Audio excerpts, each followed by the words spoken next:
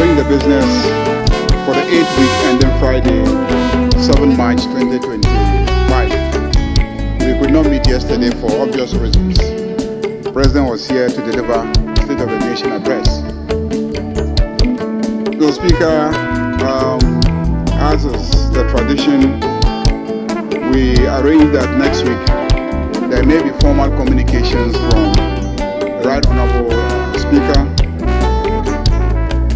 23 questions have been programmed for next week. 6 to the Minister for Energy and Green Transitions. 4 to the Minister for Gender, Children and Social Protection. 3 to the Minister for Education. 5 to the Minister for Local Government, Chieftaincy and Religious Affairs. And 5 to the Minister for Roads and Highways.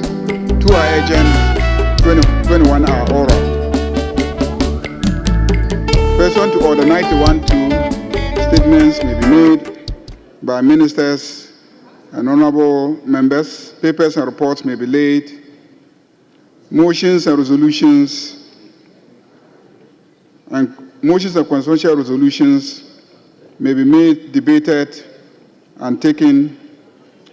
And Mr. Speaker, if you recall, you directed that the Minister for Energy and Green Transition should appear before the House to brief us on measures being taken towards the gradual transition of the country to the use of clean and renewable energy.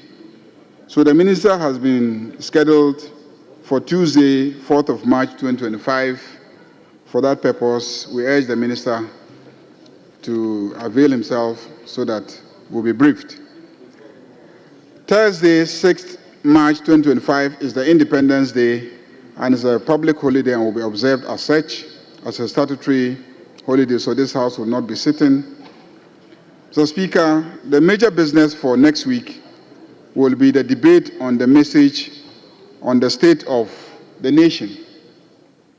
So, Speaker, a motion to thank His Excellency the President for the message on the state of the nation will be moved on Tuesday, 4th of March 2025. Honourable members are therefore urged to participate actively in the debate.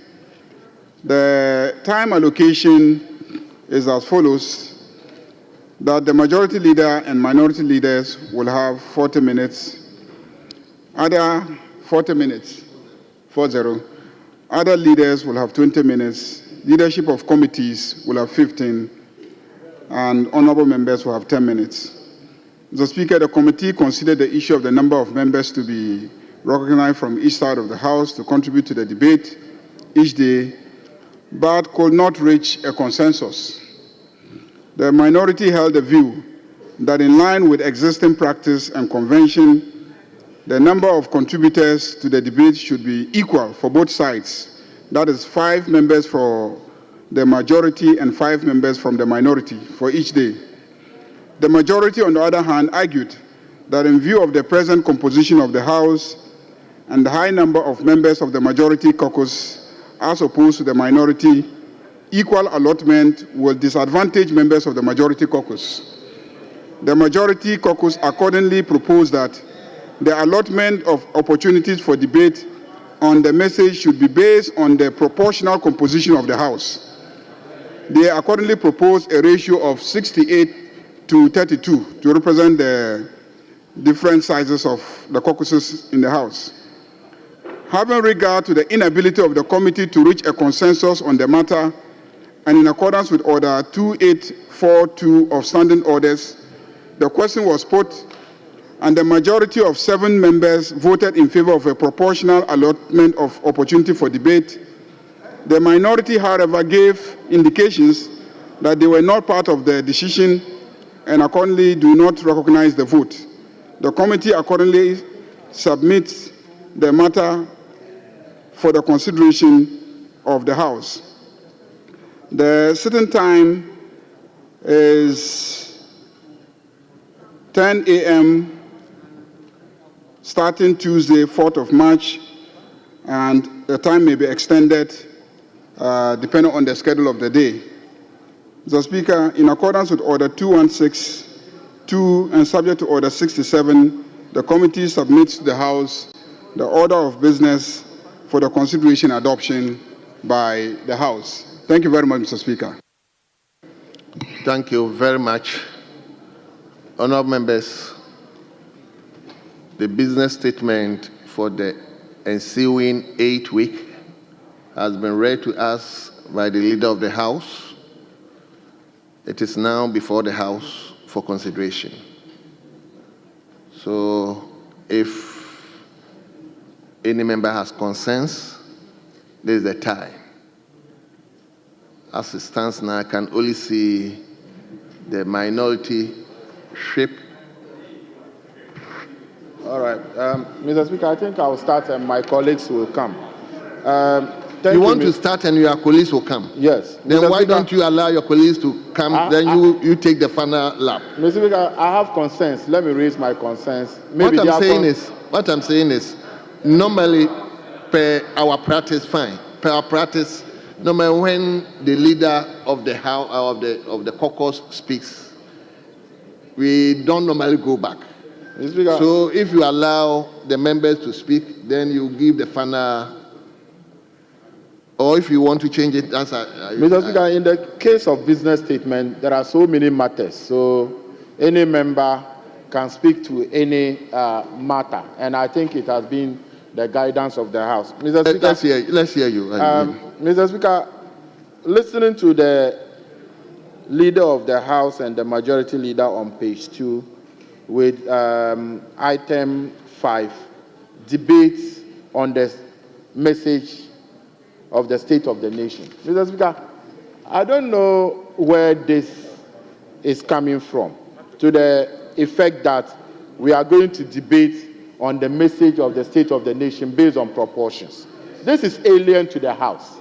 It has never been practiced from our Fourth Republic, from the first Parliament, the second Parliament, the third Parliament, up to the ninth Parliament. We have never set proportions in this House as basis for debate, Mr. Speaker. So when the Majority Leader was saying that they even took a decision in terms of voting, that is actually not the procedure.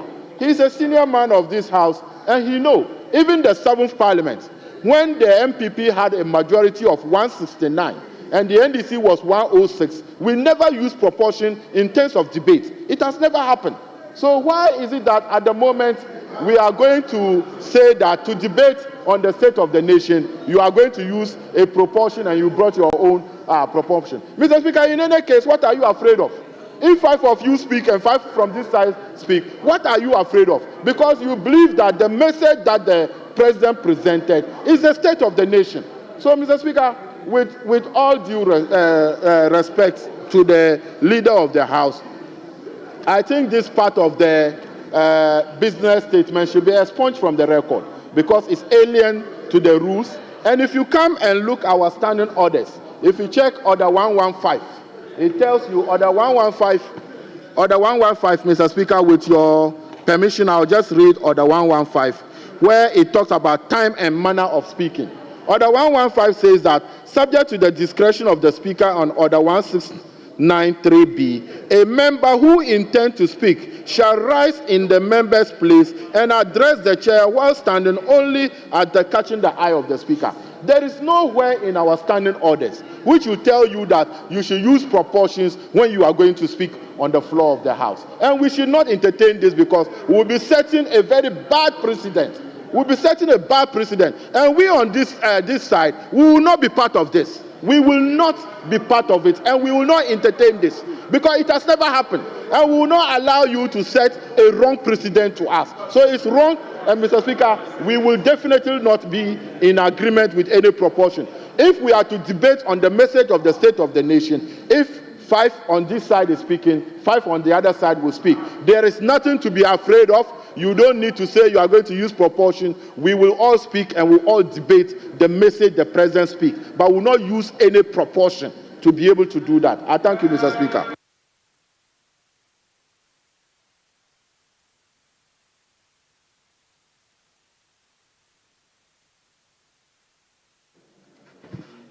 Thank you, Mr. Speaker, for the opportunity. I think we all came to Parliament for the same purpose, both majority and minority members. We in the majority have observed that there's one function in Parliament that most of us are not getting the opportunity to play. That is to deliberate in this House. Whether it was a previous practice or something we are introducing, we have to look at the merit. If you are going to do a proportional participation in this Parliament, it would disadvantage some of us in the majority. Simple, yes. But our duty, no, listen, Mr. Speaker, our duty here is for all of us to comment, and participate in every activity, any deliberation in this House. All of us are supposed to contribute, whether you are majority or minority. We shouldn't use partisanship to limit anybody from participating on the floor of Parliament. We shouldn't use it. It's because any statement you make in this House, I have the equal right with anybody there to participate. So if you are using partisanship to allow participation, it will disadvantage anybody who is in the majority side. For example, let's consider that one day the minority are only 10 members. Let's consider it. Tomorrow, the minority, you are only 10 members. How are the rest going to participate on the floor of the House? For instance, you know we are assessed as members of Parliament to get our chance to return. There are NGOs assessing our participation in Parliament. There are NGOs that will come with who are those who are speaking on the floor and who are those who are not speaking.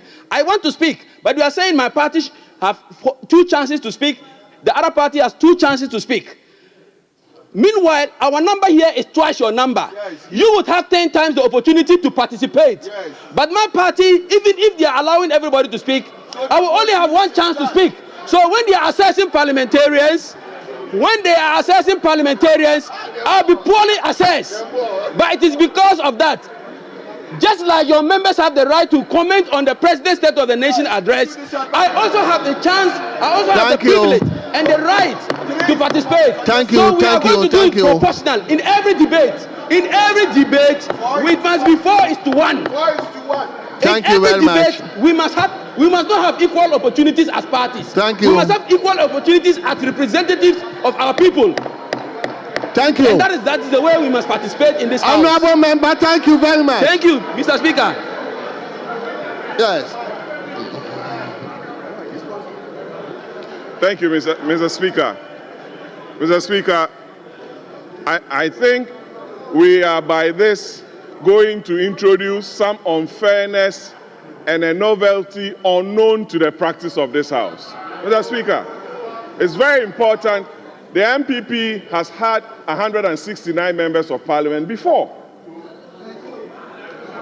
We've never on any occasion advocated for this.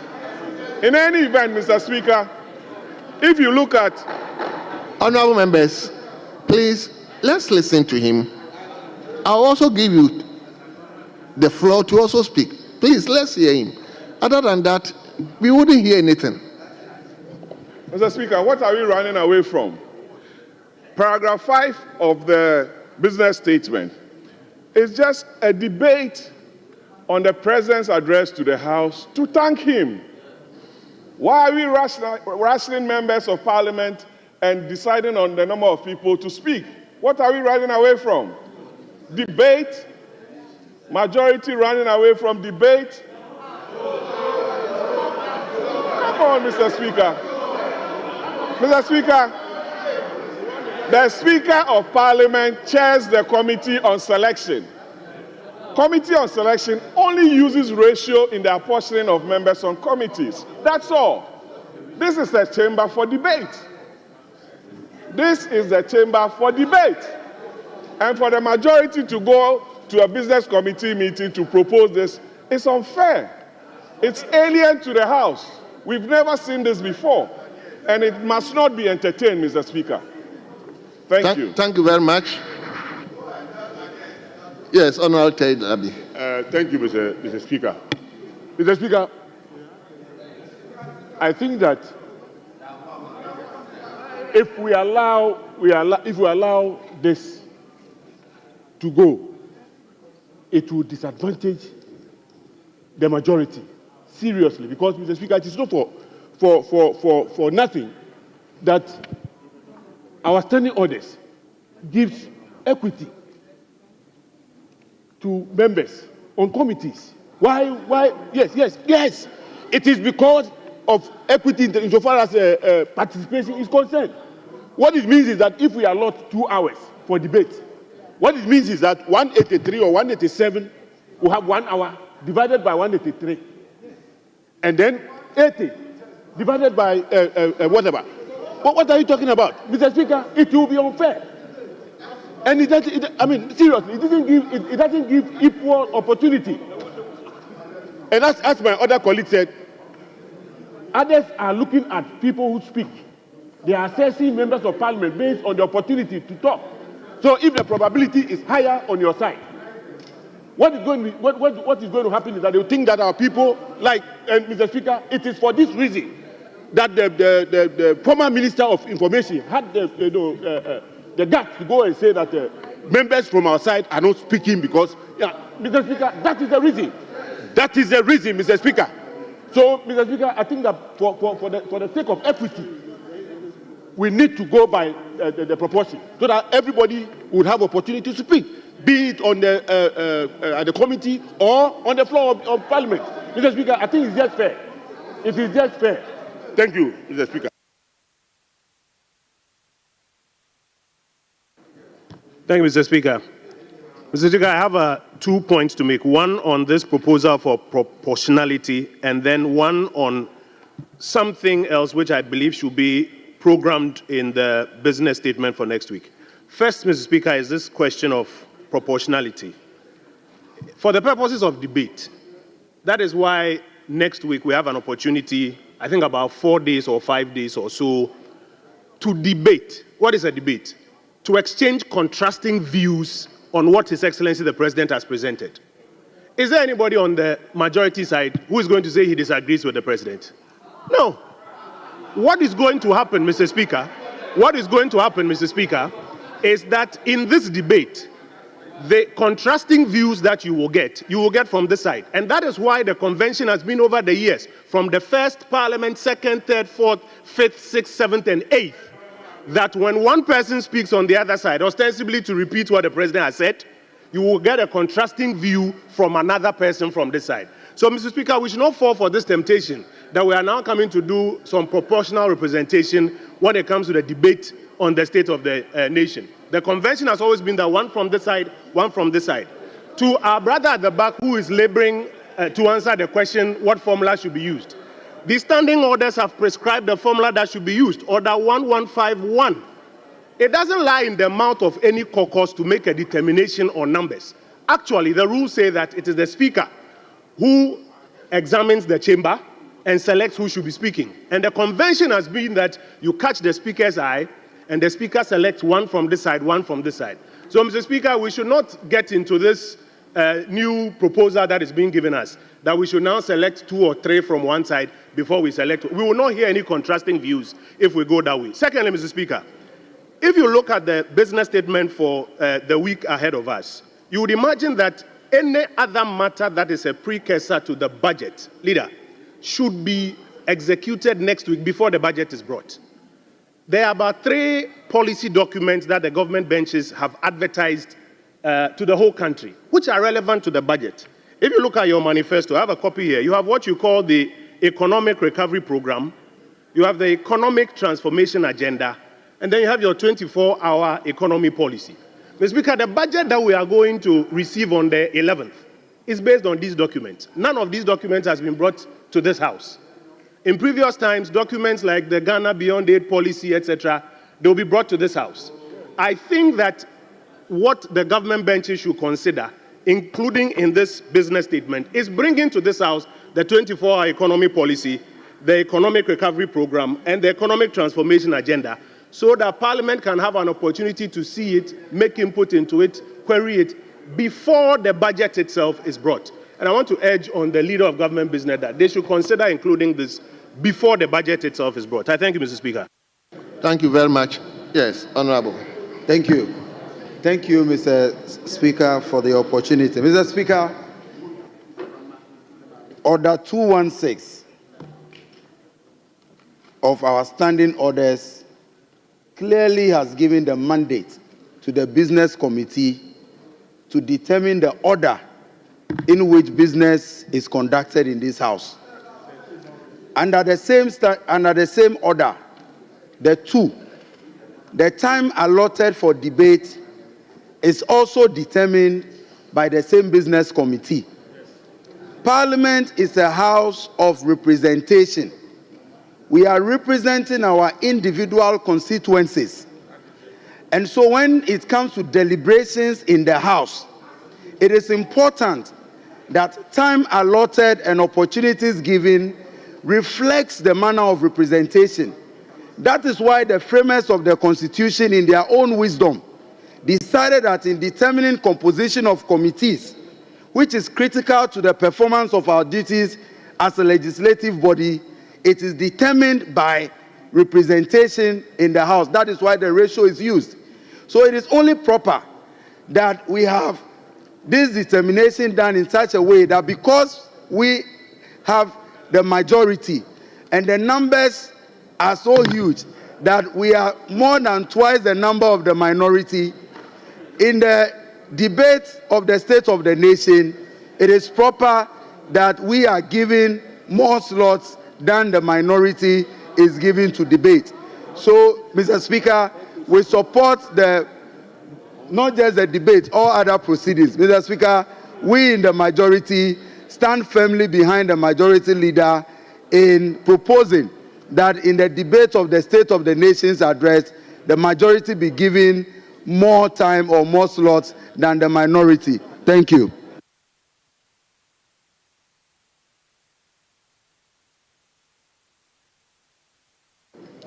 Thank you, Mr. Speaker. Mr. Speaker, I'm grateful for the opportunity to contribute to this debate. Mr. Speaker, the leader of this House, the distinguished Member of Parliament for Boku Central, is a man who is well versed with the standing orders of this House. And Mr. Speaker, when he spoke, ordinarily he would have made reference to the part of the standing orders that gives the Business Committee the powers to allocate the number of people who will be contributing to the debates. Mr. Speaker, the Constitution of the Republic of Ghana and other extant laws of the Republic do not also give any such powers to any committee like that. Mr. Speaker, the closest we have is Order 216, which has been made reference to by my very good friend, Adam, Honorable Adam. Now, that order is short of also making a pronouncement as to the number of people who will be debating from each side of the aisle. Mr. Speaker, this is not the first parliament of this republic. We have heard this is the 9th parliament. And Mr. Speaker, I make specific reference to the 2nd parliament of this republic, 1996, where the NDC had 132 seats, the MPP 66, and I believe there were 2 independent, members. I stand corrected, Mr. Speaker. Even under those circumstances, there were no such proportional representation as far as debates are concerned.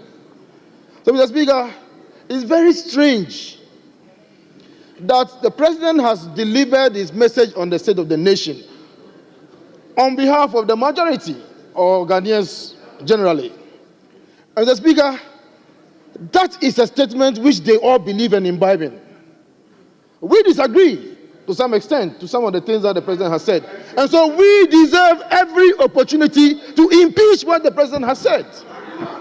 And we should be able to do so. We should be given enough room. Indeed, Mr. Speaker, ordinarily, the proportion should even favor the minority than the majority. This is not committee.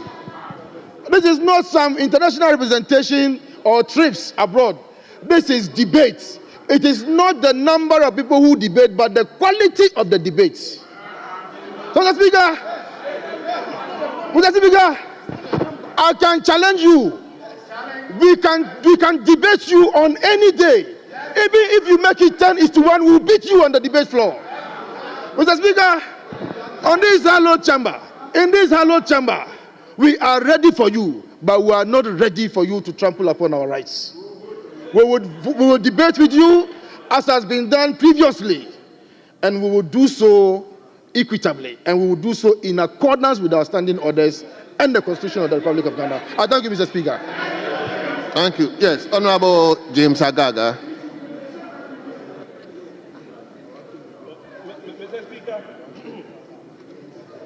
the arguments made by our colleagues from the other side suggests that when the motion is moved, all those who rise and catch Mr. Speaker's eye from this side of the House will necessarily speak in favor of the motion.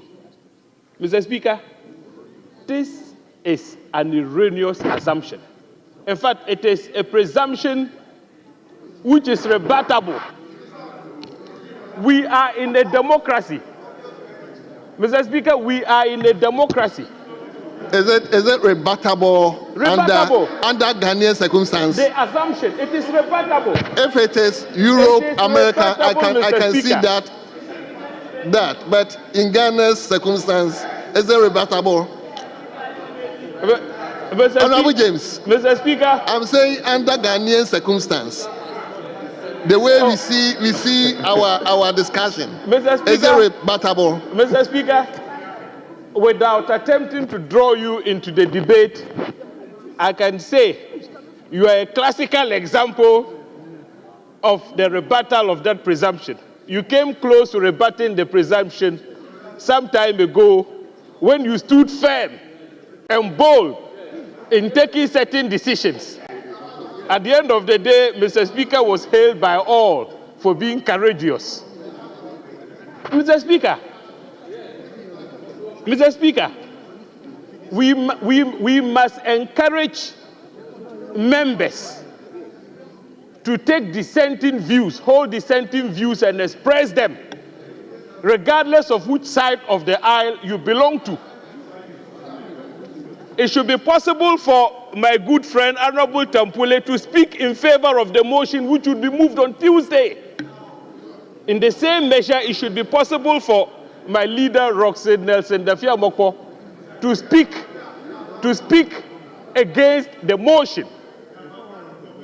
So, Mr. Speaker, with the greatest respect, let us be guided by what the standing order says, and it is very clear. What does Standing it say? Order 2162 says, and with your kind permission, let me read. Subject to Order 67, the committee shall A, propose the business of each sitting and the order in which the business is taken. That's all, it's clear. Now, the business committee, Mr. Speaker, the business committee has clearly determined the order upon which the debate on the motion will be taken. The committee's determination is that we go by the proportion of 68:32. And this is representative of the numbers in this House. Mr. Speaker, the fact that one side won by an overwhelming majority does not mean that our majority status should work to our disadvantage. Which is why we are saying, let us adopt a proportion which reflects the numbers in the House so that members would have the opportunity to participate in the debate regardless of which side of the House what they belong to.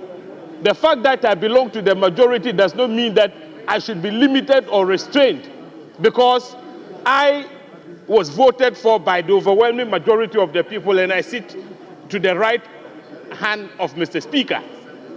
So, Mr. Speaker, let's do the right thing Democracy is about majoritarian rule. The majority must have every opportunity to participate effectively in this debate. Mr. Speaker, given the numbers on this side of the House, if you limit us, you would be denying 184 constituencies equal opportunity to be heard. Why would 88 members of the House have equal opportunity to speak?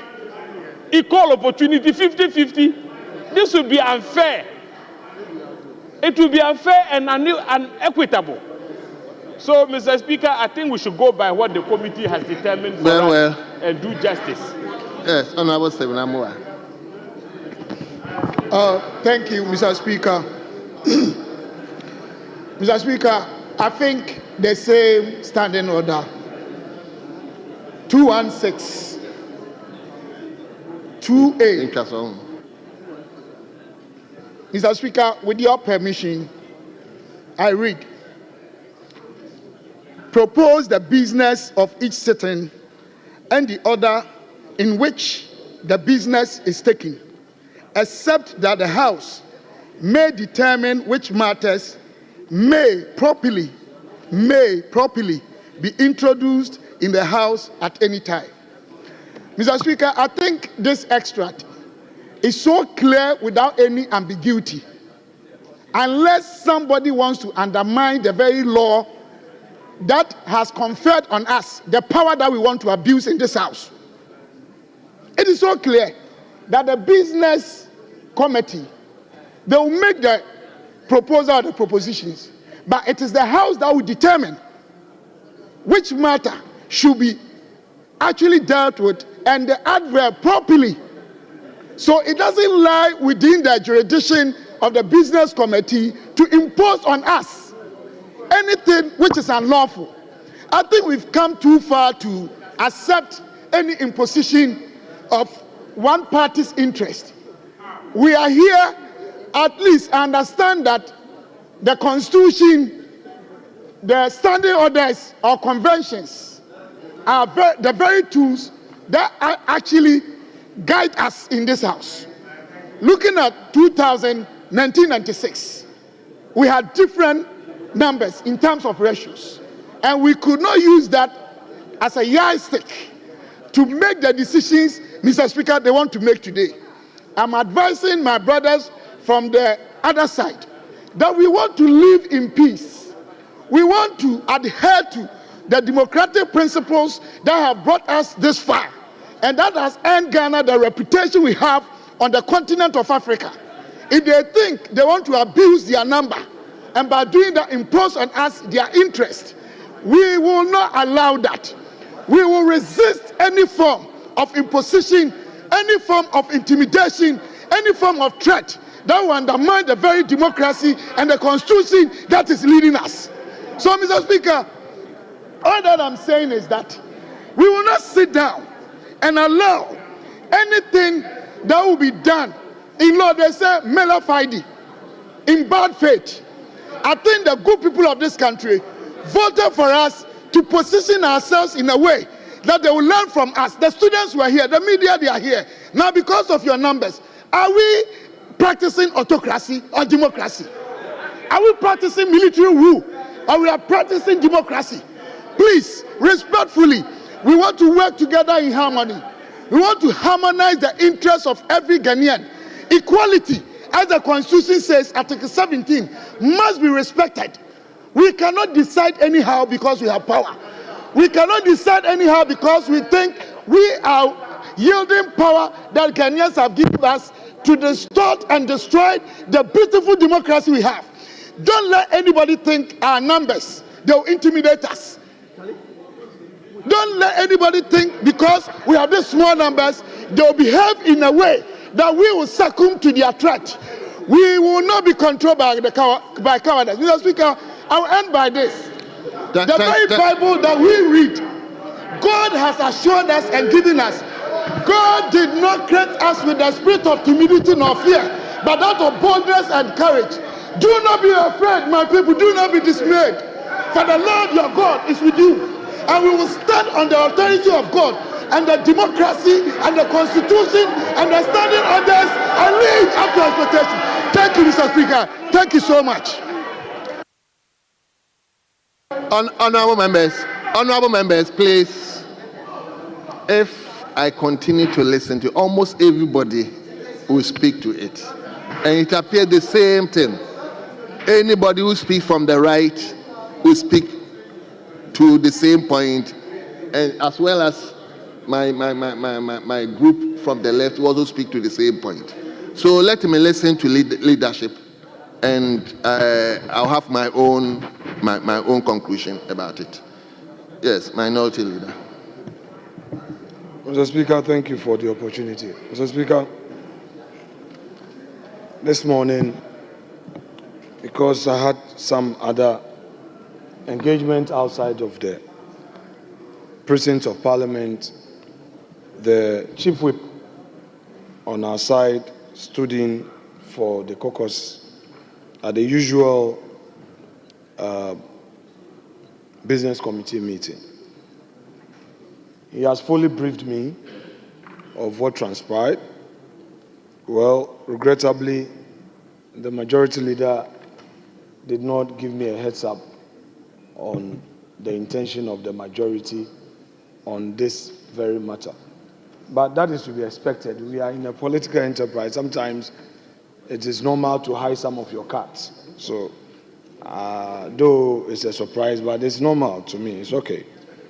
Mr. Speaker, let me make some few references, and I will leave the matter to our good conscience, to posterity, and for all to think through.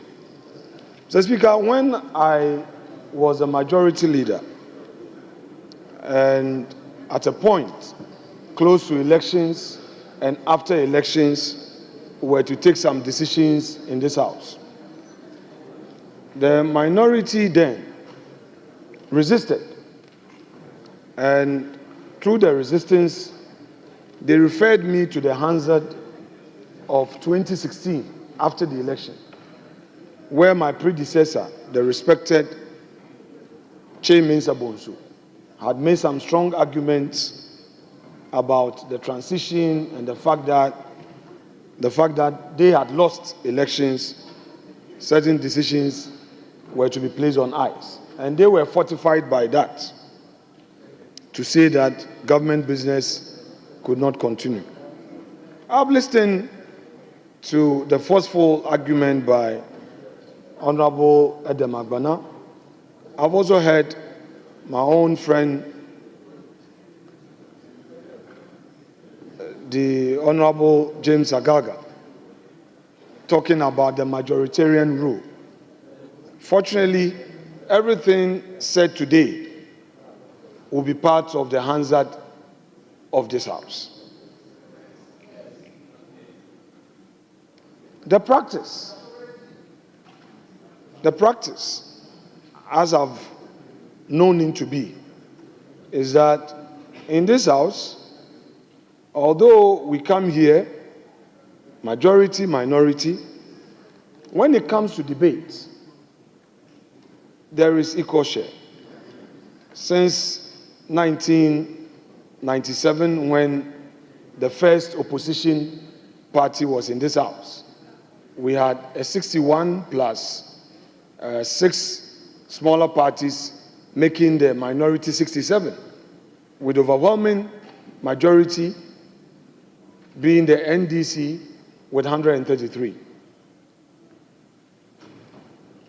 The Speaker, D.F. Annan of blessed memory, the records would bear me out, that in all debates, you pick one from the right, you pick one from the left. The practice continued under Alajete, and then eventually under Okwe, where the MPP had overwhelming numbers in this House. The very first in the history of our politics, MPP had 169. Mr. Speaker, the practice did not change.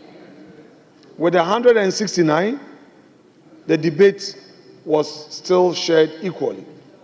And I do recall that even committee sittings, committee sharing, some consensus was built and some concessions had to be made by the majority to accommodate some more numbers for the minority.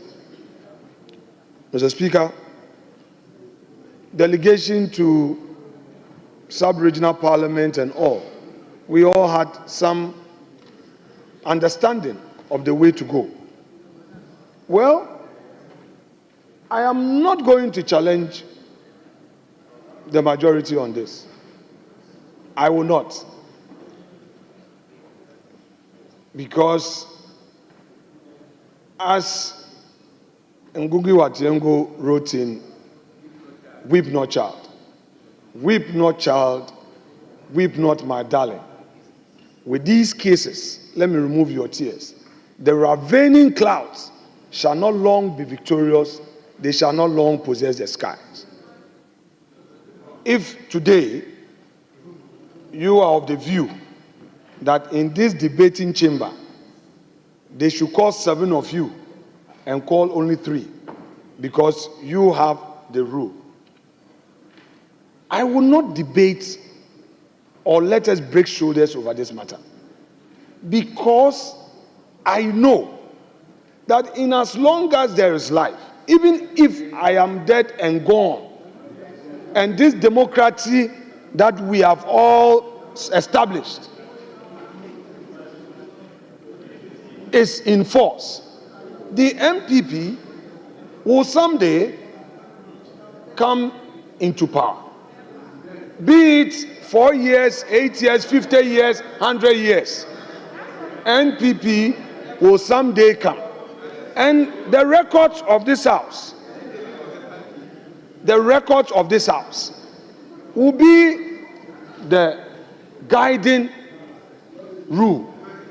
So, Mr. Speaker, I would strongly urge upon the majority leader that some of these new presidents that they are introducing, they must be measured in the way they are introducing these presidents. Because we are watching, we are taking notes, and a day may come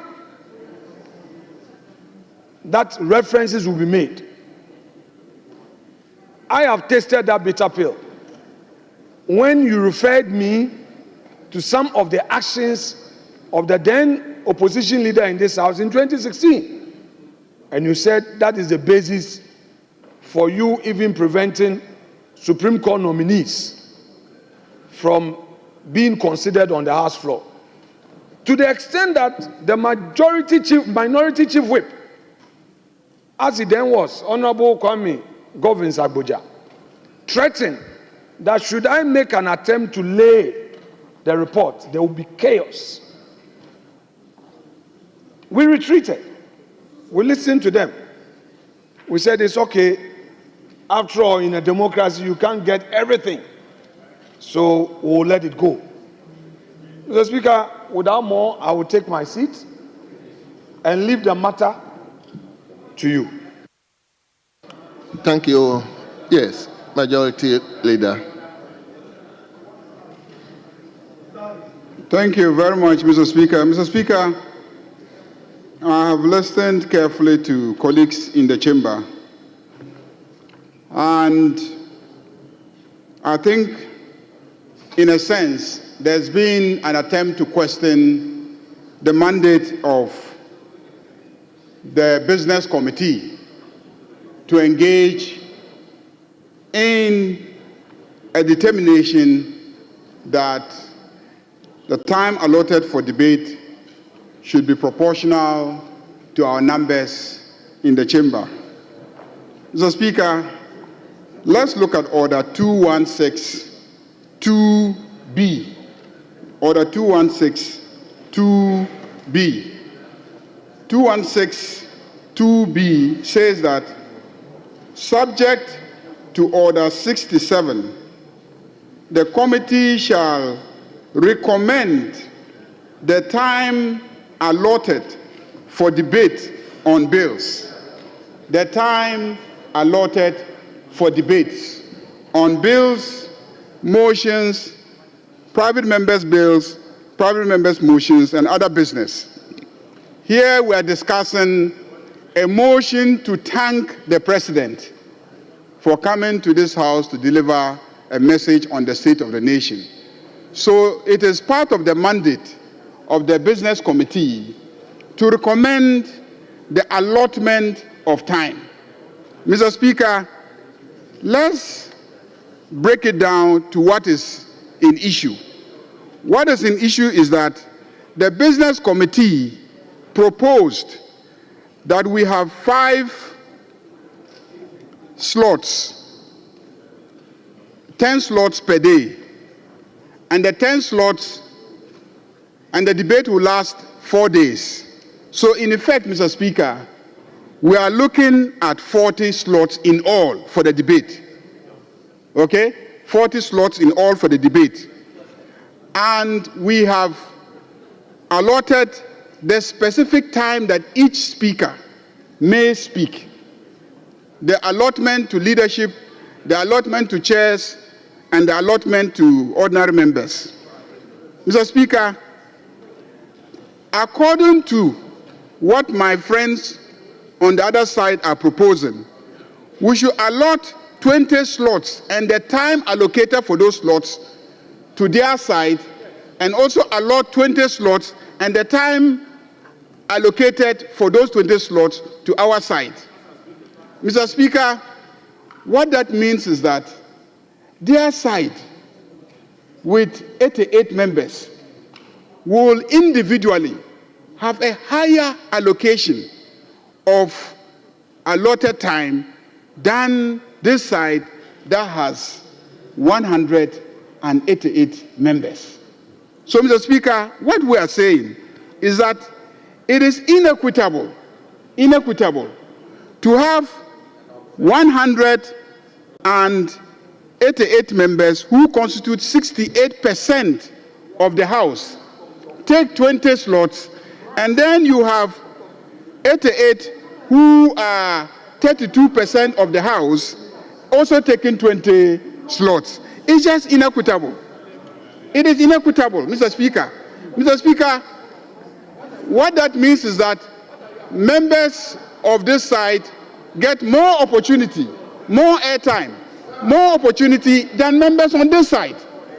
Mr. Speaker, like an ordinary member, a member indicated earlier on, because of this, the public watching us often come to a conclusion that we with 188 members are being overshadowed by those who are only 88. And that is because the allocation of time.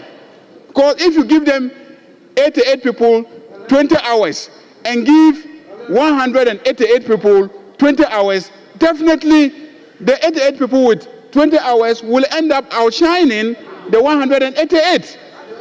So it is only fair that we allot the time on the basis of our numbers in the chamber.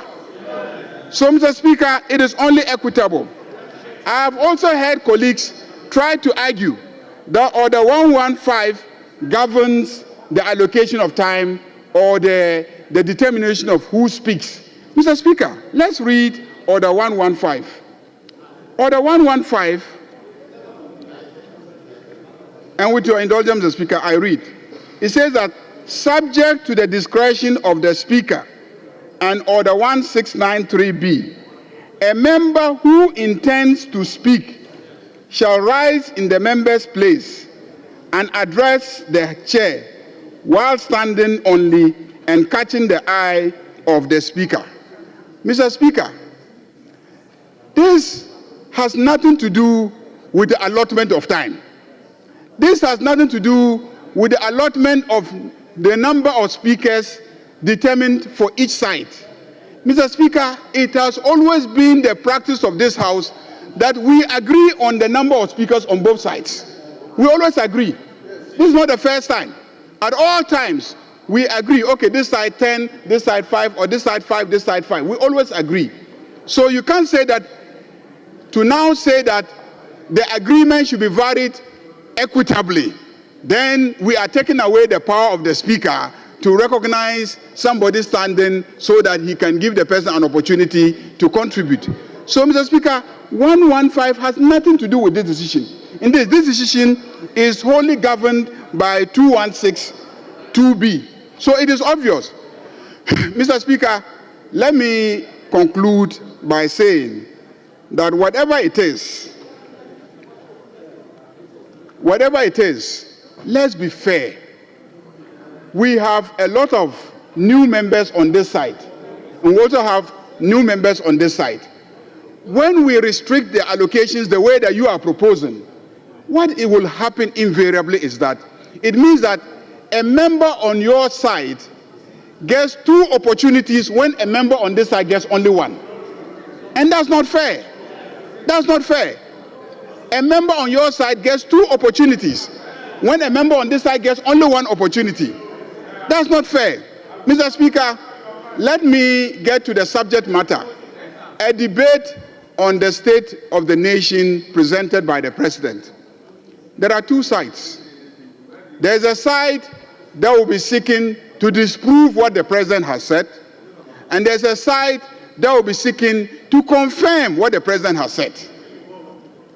Mr. Speaker, let me indicate that we on this side stand by our position that when it comes to government business and we are allotting time, let's allot it equitably so that we have, based on our numbers, a greater allocation of time than your side.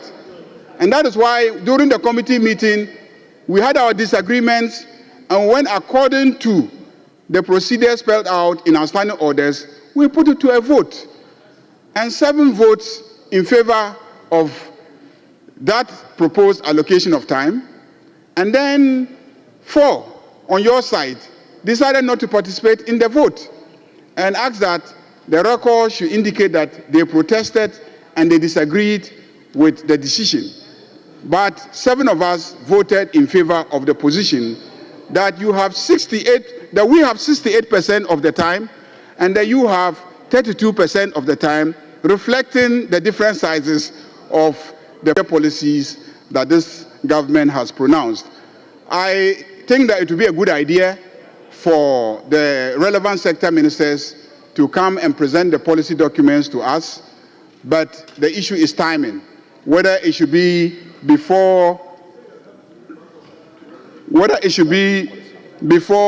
the budget, or it should be after the budget.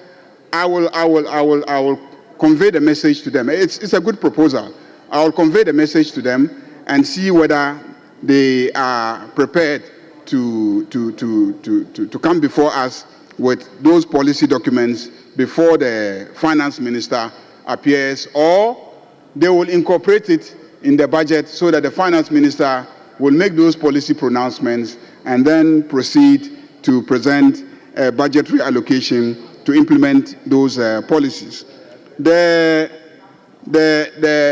invitation of the governor is on Wednesday, and it will be at the sitting of the committee of the whole, and it has been provided for in the draft document that we had. But when they went to print the final document, I did not see it. So, Mr. Speaker, I think those are the issues, and that is how we have programmed next week. And so, Mr. Speaker, I urge the House to adopt the program for next week as presented by the chairman of the Business Committee. Thank you. Honorable members, Thank you, Mr. Speaker. Mr. Speaker, I want to invite you to the Constitution. I want to invite you into the Constitution in Article 104. And with your permission, I read. Mr. Speaker, except as otherwise provided in the Constitution, matters in Parliament shall be determined by the votes of majority of members present and voting, with at least half of members of parliament present. Mr. Speaker, on page 2 of the business statement, the conclusion part, it reads that the minority, however, gave the indication that they were not part of the decision and accordingly do not recognize the vote. The committee recommend the committee accordingly submit the matter for the consideration of the House. The consideration of the House implies we need a decision quorum, which is 138. I invite you, we cannot take that decision at the moment. We don't have 138 members in this chamber, and we cannot take a decision because the committee recommend for the House to adopt it. And I invite you that, Mr. Speaker, we can approve the business statement and stand down this very matter because it is for the consideration of the House. And in Article 104, we don't have 138 members present to take that decision. Mr. Speaker, I so invite you. Thank you. Well, honorable members, I think this issue.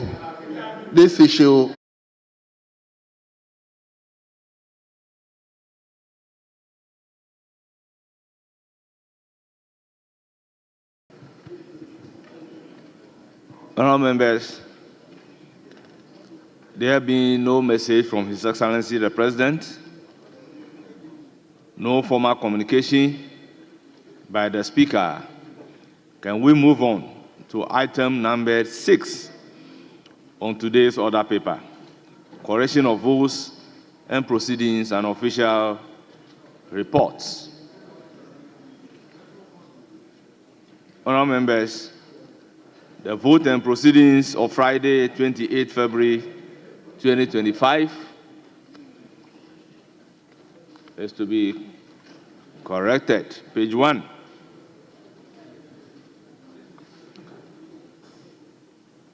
Page 2.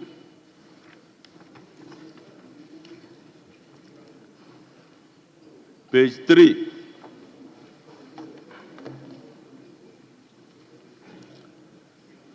Page 4.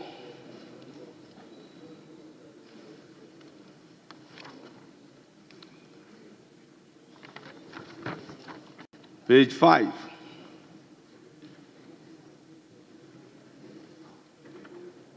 Six.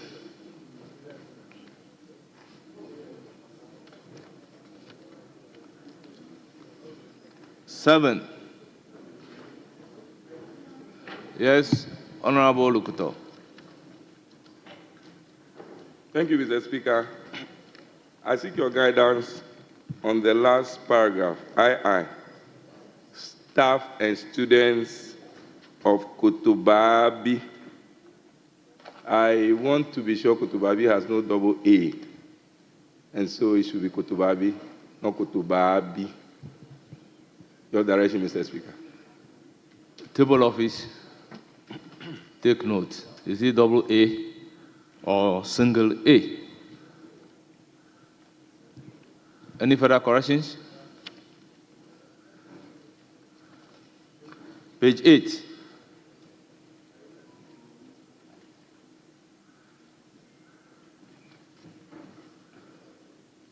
Page 9.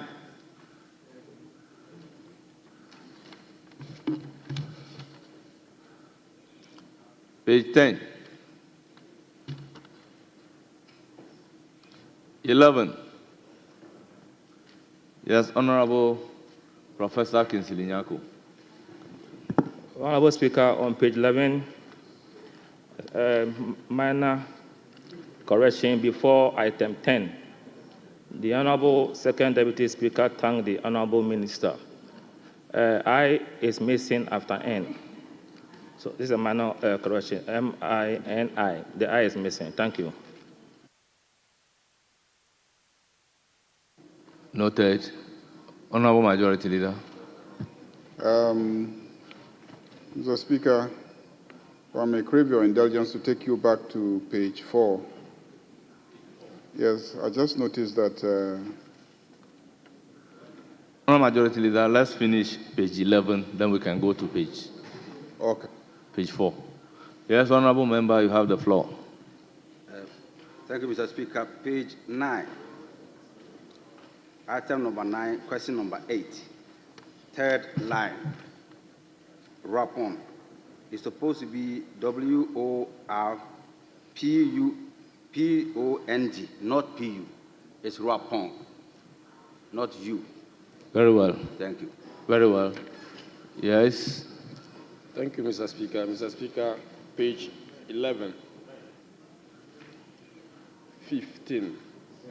The name, item number 2, is Nasia Kparigu. Kparigu is spelled as K-P-A-R-I-G-U, not R-O.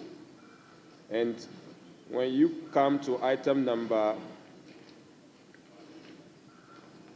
Mr. Speaker, Pasinke, item number 3, Wulugu Pasempe. Pasempe is spelled as K-P-A-S-E-N, K-P-E. So it is not K-P-A-N. The N comes after the S-E-N. Thank you very much, Mr. Speaker. Table office, take note of the correction at page 11 as well as page 9. Honorable Majority Leader, page 4. Mr. Speaker, my name has been brought as number 163. Normally, it appears as number 81 after Ayamba Ladi, because my surname is Ayariga. So please, table office, take note of that. The surname is Ayariga, but sometimes they make the mistake and then they put Mahama as a surname. Very well, table office, take note. Yes, honorable member. Thank you, Mr. Speaker. Speaker, page number 10, item 10. Mr. Speaker, number 3. Esiwa Abo Samso Asamama. It is Asamama, A-S-A, not A-S-U. Same has been repeated for Jumechi Abo Samso Asamama. What we have there is Asu. So that it's A. Then, Mr. Speaker, we'll go to the next one, that is Enyaso Insayim. The first Insayim was spelled right, but the second one is N-S-U-A-E-M, not N-S-U-E-M-E, no. So it is Enyaso to Insayim. Speaker, thank you very much. I'm grateful. Thank you. Yes, Honorable Frank Afriye. Is that Frank Afriye? Yes, Speaker. Speaker, let me thank you exceedingly for recognizing me. Speaker, still on page 11, though Prof. and Dr. Kabiru have done some work, I think still on item 15, with your leave, Mr. Speaker, Dr. Abdul Kabiru Tia Mahama Walewale to ask the Minister for the Roads and Highways. I think that is grammatically not sound. The there after the Minister for should be deleted so that it reads to ask the Minister for Roads and Highways. Thank you, Mr. Speaker. Table office, take note of the correction at page 10 and 11. Yes, honorable member. Mr. Speaker, thank you. And please permit me to take you back to page 9, question 9, item number 7. The third line is Nkenkesu, is N-K-E-N-K-A-A-S-U as university. So it's not S-O, it's S-U, Nkenkesu. Thank you. Table office, take note. Page 12.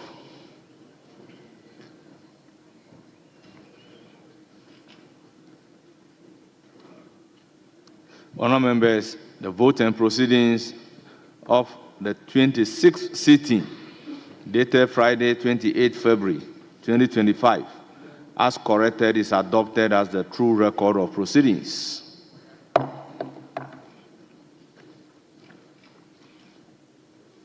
Honourable members, the official report of Tuesday, 18th February 2025. Any correction?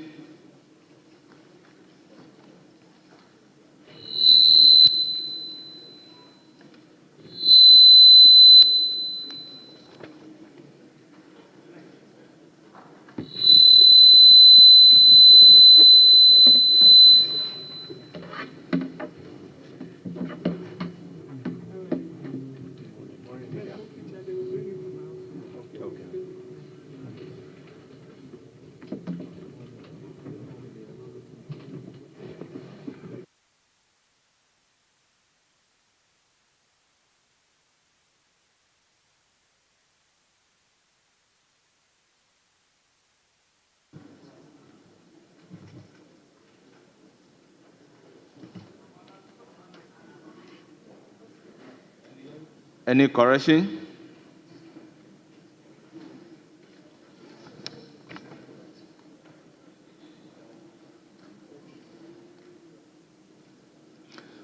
Honourable members, in the absence of any correction. Very well, Honourable Kingsley Nyako. Mr. Speaker, at column 42, the last paragraph, let me commence from the third line. Promote football and sports to bind us, not to kill us. 2 was omitted. It was a contribution that I made after the statement had been made. So if that preposition could be inserted, I'll be grateful. Then if you come to column 91, the last but one paragraph. And here too, I would like to start from the 5th line, the metropolitan, municipal, and district assemblies. Mr. Speaker, we pretend to be releasing the district assembly common fund, and I think that should be to be releasing the district assemblies common fund to the assemblies. Thank you. Thank you very much. Terror Office, please take note. Any other correction? Yes, Honourable Member. Thank you very much, Mr. Speaker. Column 45. On the 1, 2, 3, 4. On the 5th paragraph. Mr. Speaker, and with your indulgence, let me read. He will need to be appointed as a minister for parliamentary affairs to have the locus standi, and it's spelled locus standing. I think it should be corrected to reflect the locus standi. Table Office, please take note.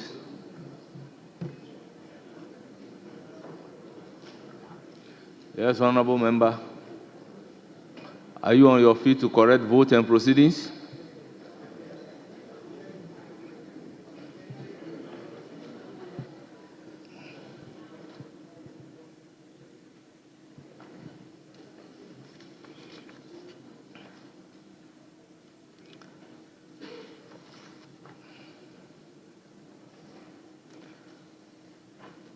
Honourable members, the vote and proceedings of Tuesday, 18 February 2025, as corrected, is adopted as the true record of proceedings.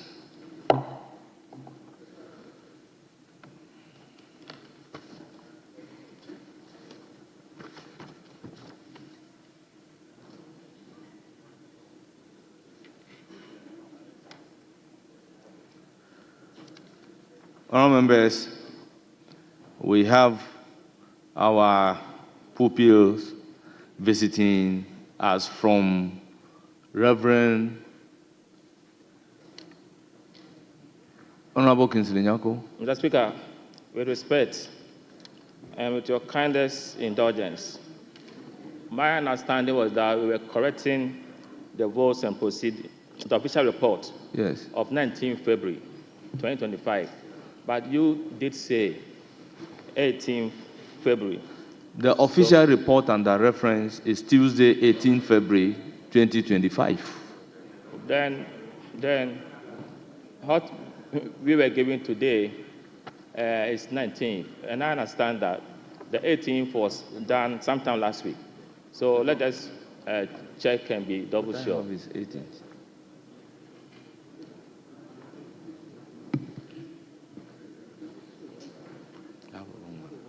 Okay, so 19 February.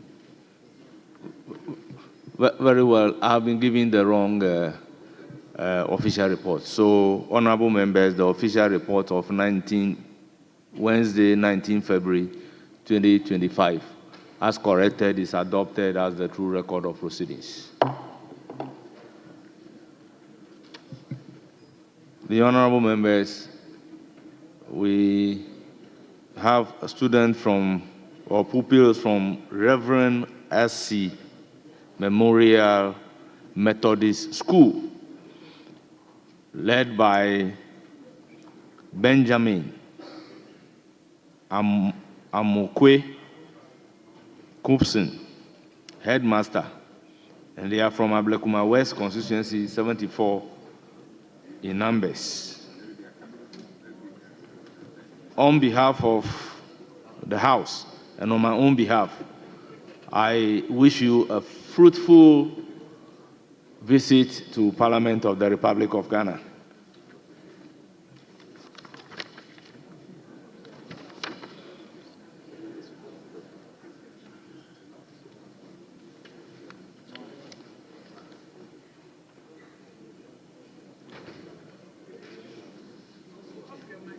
Honorable members,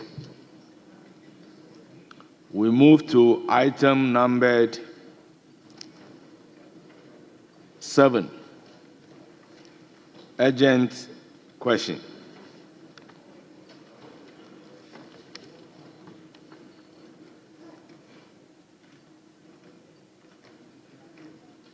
Honorable members, the urgent question numbered A, I have been informed that inadvertently it has not been transmitted to the minister. We then move to urgent question numbered item 7B. Yes, Majority Leader.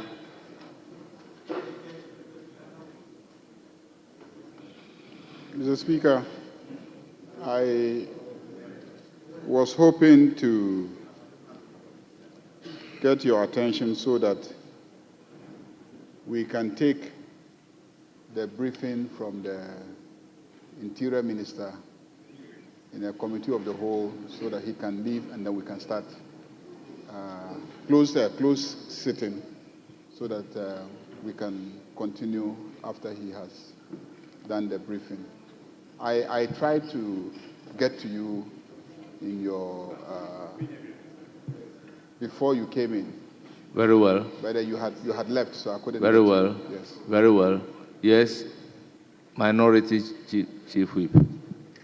Speaker, just for the records, and you had earlier announced that urgent question A cannot be taken because inadvertently the clerks at table had failed to transmit same. Speaker, it is interesting to find out that we are also scheduled to take item 9. But for the intervention of the Majority Leader, we were going to take all the questions advertised in the name of the Minister for Energy and Green Transition. It's very interesting and revealing that for item 7A, for the same sector, we are being told that inadvertently it was left out. be it as it may, I think it smacks of certain impression that is not good to us as a house. Because if for the same sector, the briefing was transmitted duly, all the other questions were transmitted duly, and for that particular question alone was left out, it's quite revealing, but I'll leave it as it is. Speaker, the majority leader has made an application that we rather go into closed sitting as was agreed. I have no objection, but except to say that the Minister for Energy and Green Transition is here already. And since we are having plenary engagement, we should rather finish with his. That is his briefing. And then when we are done, so that we can, break into closed sitting, because he's already here, then we can finish the briefing. That's item 9, before we break into closed sitting.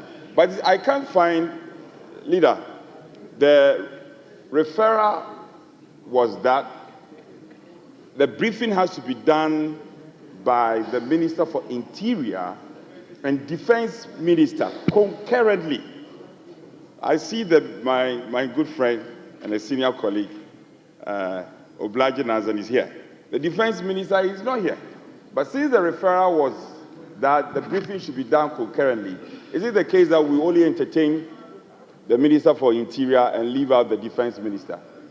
Speaker, so I don't know what the pleasure of the House is, but the briefing has to be done in whole. The two of them have to do the briefing. And it's only the Interior Minister who is here. So for now, may I suggest that we listen to the Energy Minister on his briefing.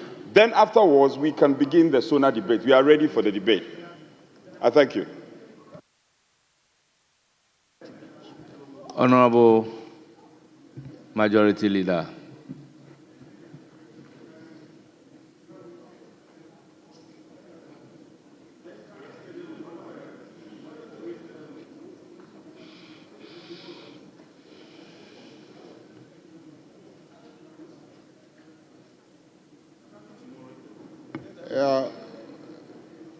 No, he came earlier.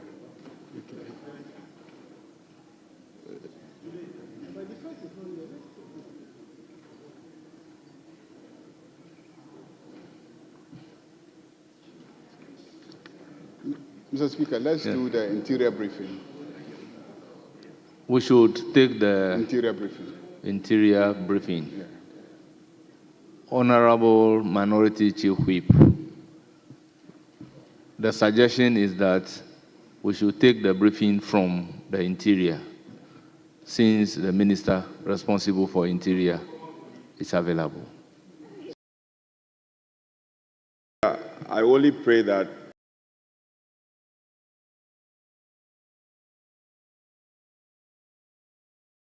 they don't put him on the coalition course with the joint representation. You'll be able to speak for the Defense Minister as well. Well, Speaker, if it's the pleasure of the House, I will not have objection to it.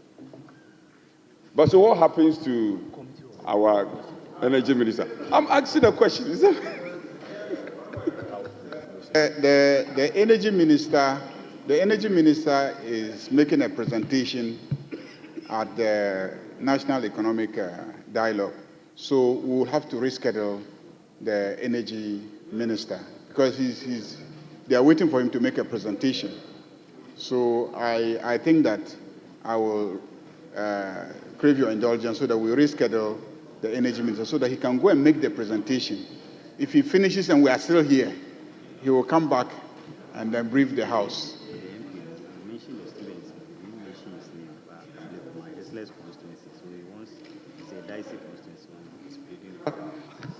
Honorable Muntaka briefing us, I agree, except the defense being mounted by the majority leader seems to be on one leg. He's saying that there is an energy briefing, economic dialogue. The Minister for Defense is ready to brief us. The Minister for Energy and Green Transition, he is ready. You can see him very ready to brief us. And he was scheduled, a reschedule. In fact, I must commend him. The last time he was here earlier, he left for cabinet. He came back. Why? Is it the case that you don't like the minister? He is always here. The energy minister is always in the house. Speaker, we must make space for him to present. As for Honorable Muntaka, I have no objection. But my problem is, where do we put the Minister for Energy and Green Transition, who is always obediently attending upon the House? Honorable Chief Whip, frankly speaking, if you don't like somebody and the person has 2 engagements, how will you be intervening so that he will be able to satisfy at least 1? Majority Leader. Mr. Speaker, the Interior Minister is my elder brother. The Energy Minister is my younger brother. So I have to defer to my elder brother, because as for my younger brother, I can always handle him. Honourable members, the sense of the House is that we reconstitute into a closed sitting and take a briefing from the Minister responsible for Interior. Accordingly, the House is constituted into a closed sitting.